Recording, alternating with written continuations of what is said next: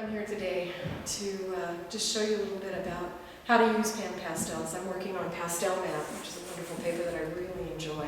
It's soft, but it has a lot of tooth. And I'm using the PanPastels with all the different tools. And I'm going to be doing kind of a sunset sky, but I've played with the colors a little bit.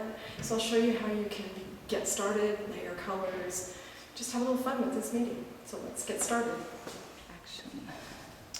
Okay, what I like to do when I'm working on this yellow is I want to do a little sketch. And I'm using this tool, which is sort of a filbert shape, which I really like. So I'm going to load it with some medium gray and just kind of sketch in where things are. So I'm going to start here with this cloud and just loosely find these lines so that I can see sort of the big shapes.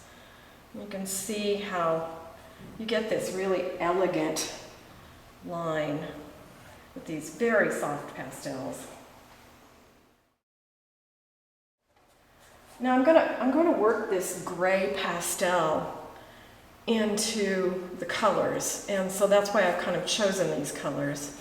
And I'm just very loosely indicating where things are. So I like using this yellow color to indicate the lighter clouds.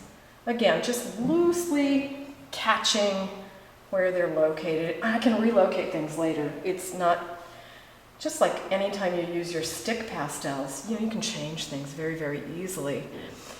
I'll add another one. Well, we'll go with that. I also like this little guy up here. So I'm putting him in here. What I can do is just wipe sideways on my paper towel, and that takes a lot of the color off, so I can change colors. I'll just put this down so I can use it later. Now I'm going to think about the color of this sky, and there's a wonderful tool. It's this sponge, which I really enjoy using. It's so soft. See how soft it is? It just moves nicely, but it's firm at the same time. So what I'm going to do is load up this sponge with a couple of different blues. I'm going to start with a fairly dark turquoise color, and I'm adding another color to it, and I love the way I can mix these two. Let me show these to you separately so that you can kind of see. This is the turquoise, and this is the darker blue. Cobalt, ultramarine, not sure.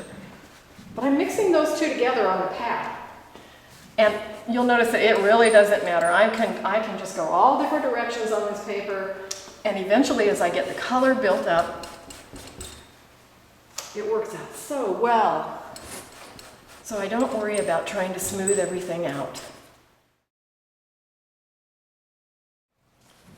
One of the things you want to remember, this pastel that I'm using is, it's not dustless, but it's so low dust that I can load this with a lot of pastel and still blend it in, and I don't have dust falling off.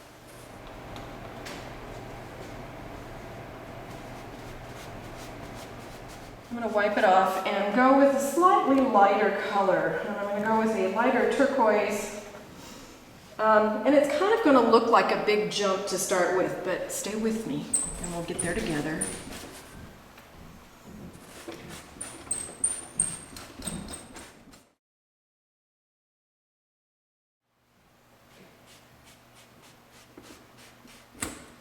So I can blend different colors now. I'm using a little bit lighter turquoise and kind of obliterated a cloud there, but I don't think it'll matter.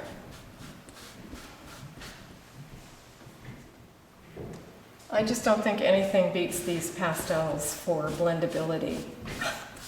It's such sheer color, and you can blend so nicely. As soon as I get a little further along here, I just spread it all out. So I'm going to establish with maybe a medium gray, probably something similar to this one, all of this cloud area and any dark clouds that I'm going to use, because I can play with layering the colors later. So I'll go with this one. And I've sort of messed up this guy over here. I want to put him back in. So that's indicating a cloud, and I like this. I get big shapes. I'm not concerned with details at this point. Actually, I think this is a little bit lighter gray than I used for the sketch, which is kind of useful because I can see some of the lines through the sheer pastel. Works nicely. One of the things you're going to find as you get into using PanPastels is that they do things that your sticks don't do. I don't think anybody ever intended PanPastels to replace stick pastels per se, but to enhance and to do different things. And I think the one thing that this does better than a stick will ever do is put down sheer color. So as you learn control, you really can get these beautiful sheer effects. Because colors in the foreground tend to be warmer, I'm going to use a warm dark purple for these mountains.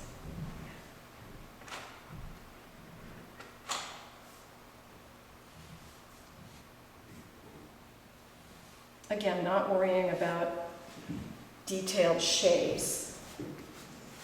And I just keep wiping off the pad a little bit. I think I'll go with some black and some warm sort of green down in here. And really all I want to do at this point is establish the shapes. Not concerned about details. Just the shapes and the values. That's pretty good. Now I'm going to do something that's fun. I'm going to flop this over, and I'm going to find a side that's relatively clean, and I'm going to do the lights. So let's start with, actually I'm going to start with white. And I'm remembering that the light's coming from down below, so I'm going to put some strokes of white in on the bottom of these clouds.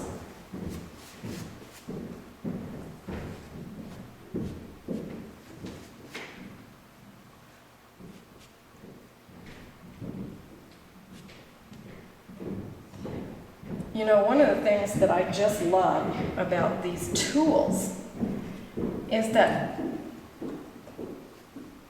in painting, we're always taught, maybe you learned this too, that we should use the largest brush we can for the longest time we can. And what that does is it keeps our strokes fresh. So using these big tools, these big softy sponges, I get large strokes that are juicy and effective. Now I'm going to tweak these as I go along, and they're going to have a lot more detail and edges and all of that.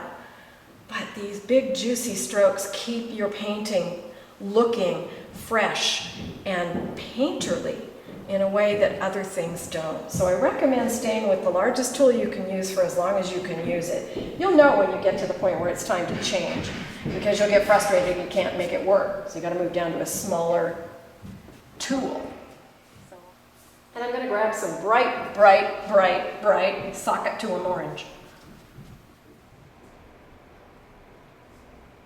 Because I know that as I go along, I'm going to flavor that with a lot of other colors, okay? So it's not going to end up being that bright. Okay, let's pull some yellow into that orange as well. Now see how brilliant that is? And the sun is really kind of coming from off on the left side, in my opinion. So that's what I'm doing.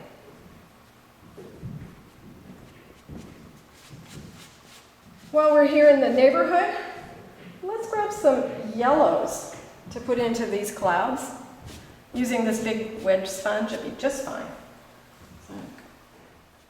Some blues, that turquoise back into the cloud. Let's get that dark turquoise in place. I love this color.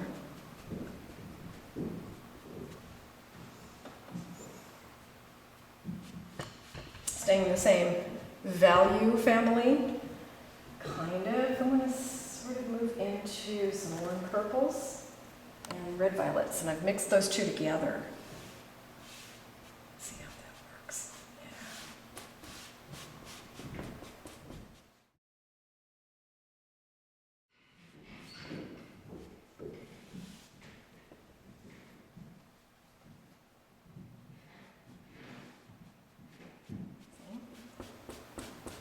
eventually what I'll do is establish more of an edge on these. A little shape into it now. See how it gives this nice looseness. More turquoise. I really love this turquoise. It's so pretty. I went back to the wedge sponge here just to kind of keep it moving. I've gone back and forth between it and the round one. You get different sort of edges as you do that, and they can be effective and interesting. So you should use your tool, plus you can squish them up and do all kinds of other shapes so that you don't just always get this. I'm switching over to a different blue that's a little brighter and darker. I think that's going to serve nicely in here. There we go.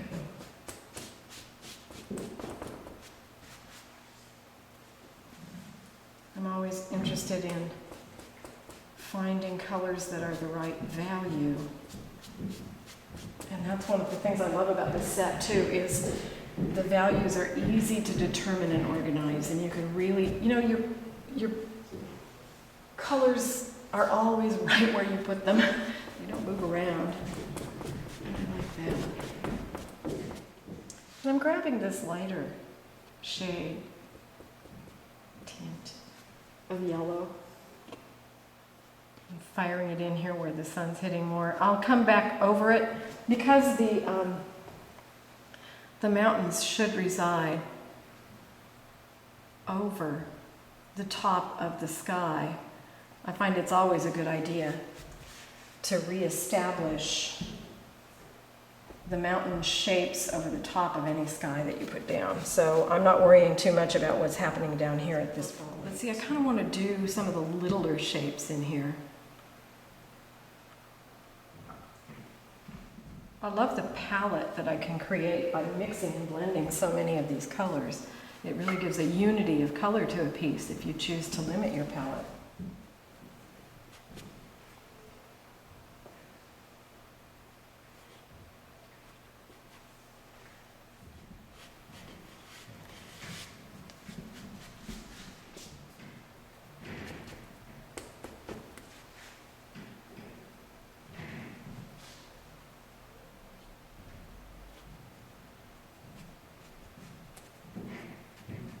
Turning my pad over now and grabbing an orange. Again, this is that original orange. Just putting a lick of it lightly along the edge of these. It's just very, very thin, very sheer. A little more specific now. Kind of come in here and decorate that one. I'm going to use a green now. I'm actually getting into a green or blue. One of the things I recognize is that oftentimes the yellow of the sun flavors the colors. I'm actually thinking this green. Yeah, see how that flavors it nicely?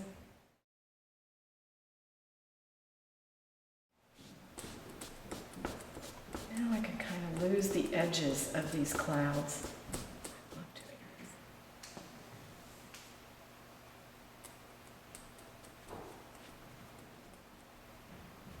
As I'm doing that, I'm realizing that I really want some stronger blues up in here. So get back into those. Get this blended in. Punch. Sometimes when I'm working on an area where I know I'm going to use that color, I'll pull the pan out so that I can just stand right here and I don't have to keep bending over. That's wonderfully convenient and easy to do.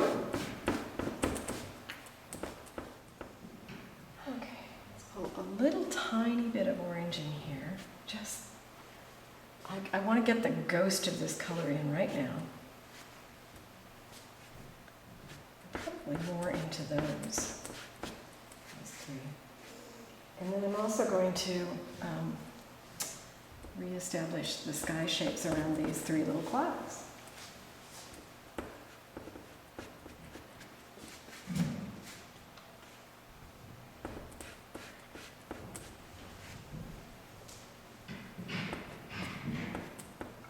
back with some white, reestablish that light. Let it really hit on here now. Again, remembering that clouds are always so soft, so I don't want to overdo any sharp edges. But one of the things I can do that I just love is out here I can start to, let's do it up here. I can start to get these little bits and dabs of edges being soft. Picking up some of that yellow color underneath, not much, just a little bit. Getting the dancing quality of these soft clouds, which are the stars of my show here, so I want them to dance.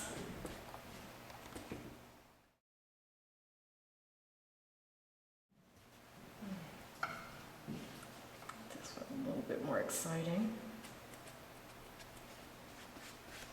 And now that I'm looking at it, I realize that this cloud and this cloud are awfully similar in size and very similar in shape. So I'm going to kind of take this one cloud down. And the nice thing is I can really just carve it down.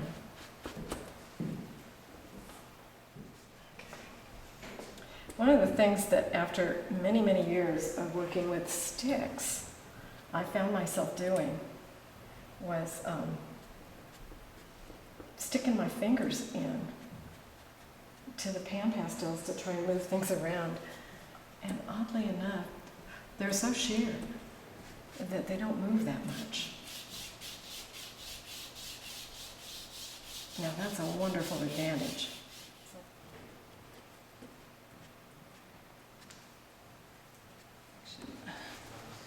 I'm going to lighten the sky a little bit down in here. So I'm mixing together a pale turquoise and a white. And I actually mixed them on the palette to blend the colors, but then this paper invites blending so beautifully, and with the sheer PanPastel colors, you can just create this lovely sense of blending right here on the paper. It's very satisfying. Added a little green, a little pale green in here because, again, I think the sky is getting a little greener as it gets towards the yellow of the setting sun. So adding that too. But see how adding these brights, the bright light whites, gives drama to the darks. That's what this is about. My style of painting is very loose and painterly. I enjoy the way these little sponges allow me to do this kind of painterly touch. Notice how I can take this turquoise that I just put in here and literally blend it down in to the purple that was already there. Really like that.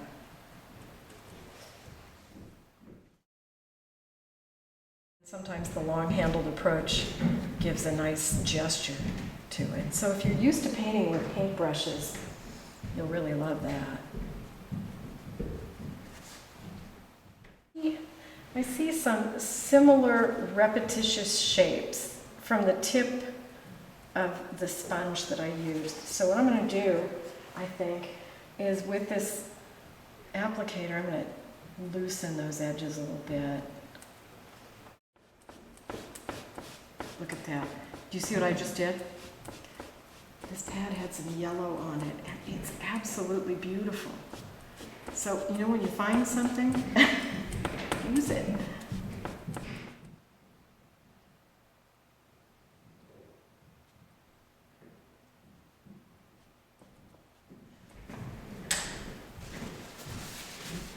About the last thing I think I'll do in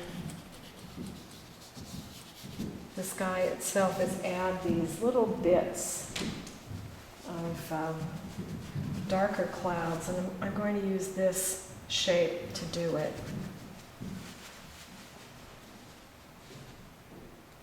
I suspect that this turquoise, which is predominant, will probably be the color that I want. I may mix a little purple color into it. There we working. So I'll put down the turquoise and then add the purple where it needs it.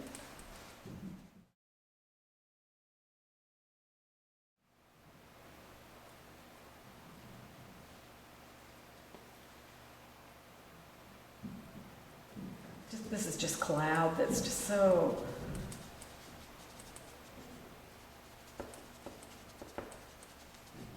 just almost not there. I like it.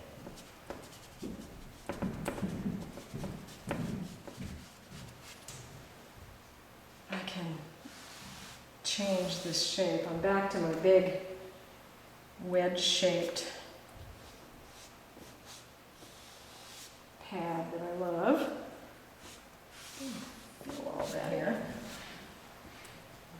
Pulling up a little bit of orange and some bright yellow. I'll probably mute this back again because I don't want it to compete with the sky.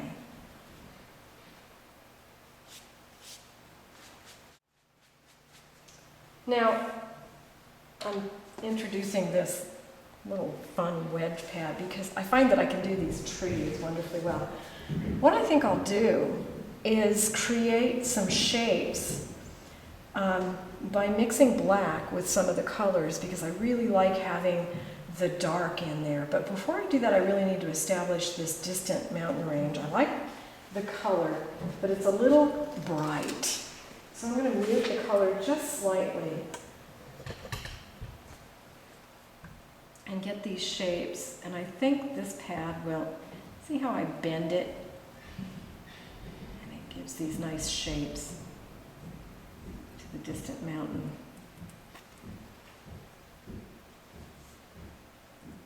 Definitely want the range of the mountains to be solid and dark so that I know where they are. Because I'm going to pull that sky down a little further. So now I'm going to grab some black and some very dark green. And I'm just going to put some shapes in here. I'm not going to get all uptight about making it perfect.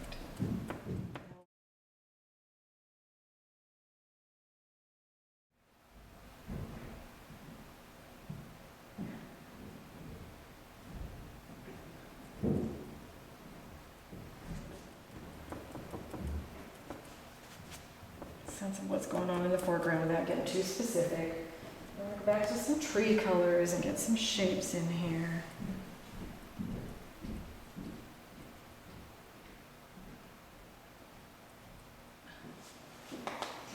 Okay, let's put in some smaller shapes back in here. Again, I'm using a little mixture of black and green to just kind of get this suggestion of something going on there. And then let's create here sort of a mid-ground hill with some dotty little growth on it. Again, I'm not overly concerned about trying to create anything that looks particularly like anything, just texturing it, just texturing the whole thing.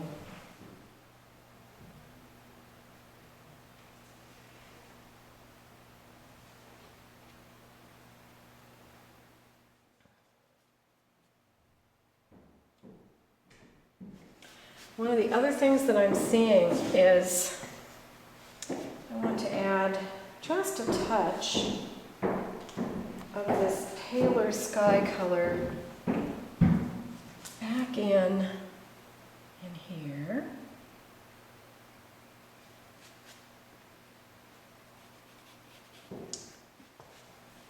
One of the things I just love too is that I don't have to use fixative. There's just not much pastel coming off. And these paintings really hold the pastel. It's very sheer. It's very sheer. So I find I don't need to use fixative. If fixative is part of your style of painting, however, there's no reason why you can't use it. I need to resolve just a little bit down in here. So what I'm going to do is I'm going to use this wedge pad again, and I'm going to grab some rust. I haven't used a lot of rust, but it's a close-up color and I think it'll work. So I'm kind of just going to establish this as the foreground. Touches of grassy strokes in here.